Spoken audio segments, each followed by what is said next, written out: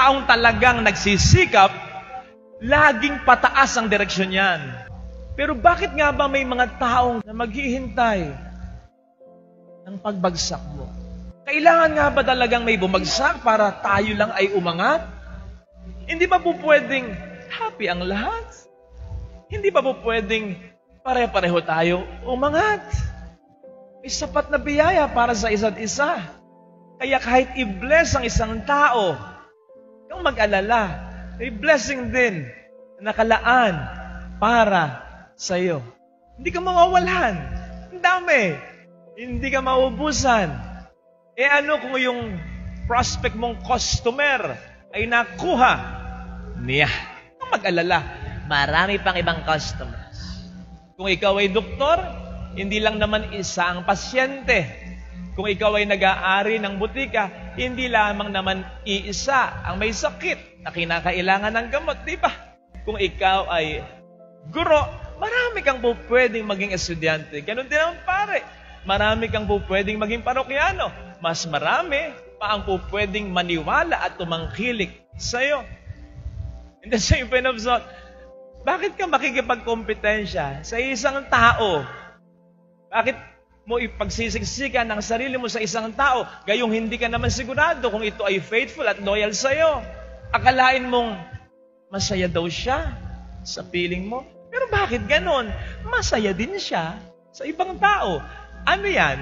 Sadyang masayahin lang ang nobyo mo, ang nobya mo?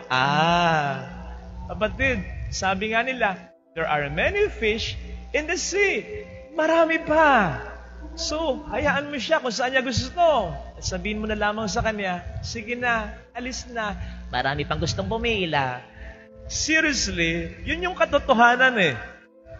Maraming biyaya ang para sa isa't isa'y nakalaan. Hindi ka maubusan, hindi ka mawawalan. Pero bakit nga ba sa kabila ng katotohanan ito, may mga taong nagnanais pa rin na makuha ang meron ka o kaya ay umagsak ka? Well, for one, inggit. Kasi yun naman ang ginagawa ng inggit eh. Ang mas nakikita mo, yung meron ng iba na wala ka. Kaya gusto mo na bumagsak siya sa pag-aakalang pag bumagsak siya, ang biyaya na meron siya ay mapapasayo ng talaga. Wrong!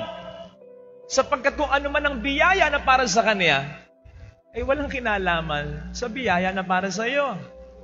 They were somehow ordained by God to have that, just as you were also ordained to have what you have.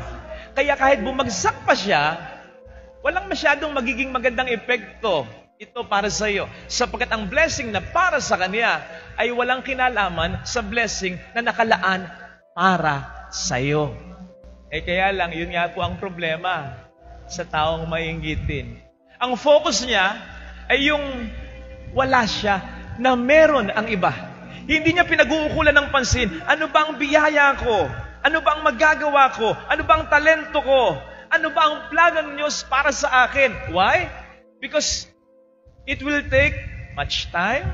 It will take great sacrifices. It will take many efforts on her part. Mahirap yun. Kaya mas madali para sa isang taong mainggitin, hintayin ko na lang ang pagbagsak mo kaysa magsumika pa ako ng sarili kong sakripisyo. Ayun. Kaya yung mga taong mainggitin at yung mga taong hinihintay lamang ang pagbagsak mo, ito yung mga taong duwag at tamad. Duwag kasi hindi lumalaban ng patas. Tamad kasi ayaw magsikap. In connection with this, gusto kang bumagsak ng ibang tao sapagkat dahil sa iyo, may pressure sa kanila. Dahil sa iyo, lumulutang yung mga kapintasan, kakulangan, and worse. Tamara nila. Pinagbubuti mo yung trabaho mo eh. Sila hindi nila pinagbubuti. Ginagalingan mo eh. Sila hindi nila ginagalingan eh. Nagsisikap ka eh. Tamad sila eh. Eh gusto nila, bumaba ka. Kaysa magsikap pa sila, bumaba ka na lang. Para pare-pareho na lang. Natatandaan ko dati, hindi ko alam kung ako ay nasa high school noon o nasa elementary. Pero minsan lang naman ito'y nangyari. Yung mga kaklase ko, parang kasama pa ako dito. Sabi namin, walang magre-review Walang magre-review. Para lahat tayo pare-pareho ng scout. Lahat tayo babagsak. Pag may nag-score ng mataas, humanda kayo. Oh, you see? Ganun lang yun. So, yung paghintay ng pagbagsak ng kapwa, somehow, is a form of a cover-up ng ating mga kapintasan, kahinaan, kakulangan, at katamaran. Hindi ba't yan ang sistema kay Kristo laban sa mga Eskrib at Pariseo? Buwisit na buwisit sila kay Kristo. Bakit? Sapagkat dahil kay Kristo, nahalalantad kung sino sila. For sure, para sa isang ordinaryong Hudyo na nakaka-appreciate lang lahat ng mga ginawa ng ating Panginoong Jesucristo, naisip nila, pwede palang ang isang guro tulad ni Kristo ay ganyang mangaral. Pwede palang isang guro tulad ni Kristo ay makatao. Pwede palang ang isang guro tulad ni Kristo ay mas makapagparamdam ng pagmamahal sa akin ng Diyos kahit makasalanan ako. Bakit hindi ganon? Yung matagal ko nang itinuturing ng mga Eskrib at Pariseo, bakit hindi ganon ang mga ito?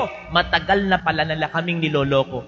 Kaya galit na galit ang mga Eskrib at Pariseo kay Kristo. Pero tingnan po ninyo ang ating Panginoon. Tuloy lang siya. At ganun din ang dapat natin gawin. Ituloy mo lang yung ginagawa mo. Yung pagtahak mo sa path na inilaan ng Diyos para sa iyo. Yung mission mo. What God wants you and intends you to be. Sapagkat kung ano man yon, ay dahil makapag-i-inspire ka ng maraming tao sa iyong panahon at sa mga darating pang panahon.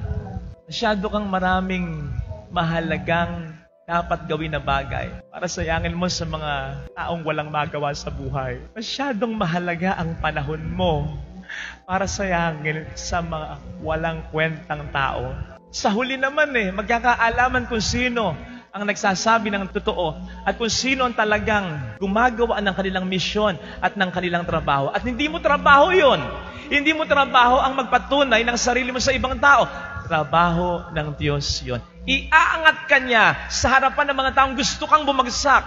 Ibe-bless ka niya sa harapan ng mga taong sa likod mo ay maraming sinabi at tinakda. Yes? Tama? O pwedeng for quite some time sila ay magtagumpay, mapabagsak ka, siniraan ka? Pwede naman. But not all the time. Kasi ang taong talagang nagsisikap, laging pataas ang direksyon yan. Mabababa yan, mapapabagsak yan minsan, pero laging pataas ang direksyon yan. Samantalang ang mga taong duwag at tamad, inggitero, laging pababa ang direksyon yan. Yung mga taong laging nagsisikap, mabubuhay at mabubuhay sila. Samantalang ikaw na inggitero, inggitera, na nagnanais na ang kapwa mo ay bumagsak, mamatay at mamamatay ka. Masasadla ka sa dusa. Ngaya nga, mamatay ka sa inggit. Sabi nga nila. Ito sana mga kapatid ang ating ipagdasal sa ating banal na misa. Sapagkat hindi mawawala ang mga taong ganyan talaga. Sila ay hindi naman talaga masasamang tao. Sila ay ginagamit lang ng dyablo upang i-distract ka sa mga mabuting ginagawa mo. Kaya hindi sila ang tunay mong kalaban. Ang tunay mong kalaban ay ang dyablo. At pasasaan ba't makikita rin naman nila na mabuti at tama ang ginagawa mo.